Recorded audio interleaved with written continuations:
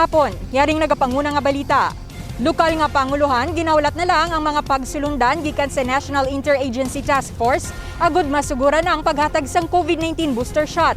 Kag Senro nagpatigayon sang Riverbank Cleanup Drive. Ginaprubahan na ni Department of Health Secretary Francisco Duque ang paghatag sang COVID-19 booster shot.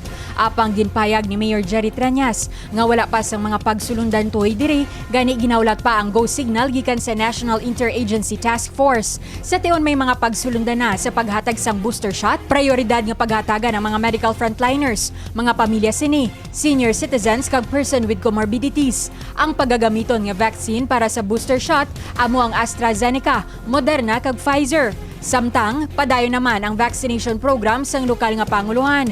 Subong nga adlaw Oktubre 26, bukas ang mga mega vaccination sites sa syudad para sa mga luyag magpabakuna kontra COVID-19. Para sa mga residente kag nagatrabaho sa syudad sang Iloilo, sarang mapadulungan ang Mega World kag SM City Iloilo. Para naman sa mga luyag mag-walk-in nga residente kag indi residente sang syudad, magpadulong lang sa Robinson's Place, Haro.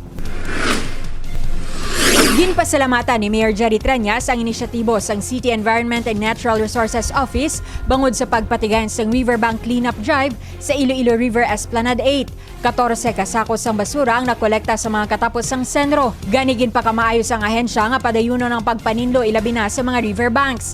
Iniagod mapabilin nga matinlo ang mga suba sa syudad kag mga proteheran ang dunang manggad. Panugyan sang lokal nga panguluhan sa publiko ilabi na sa mga nagabisita sa Iloilo River Esplanade nga ihaboy ang mga sagbot sa mga ginpahamta nga basurahan sa nasambit nga lugar. Ang dugang nga detalye bantayan karon alas 6 sa gabi sa Level Up Patrol. Ako si Divine Singh.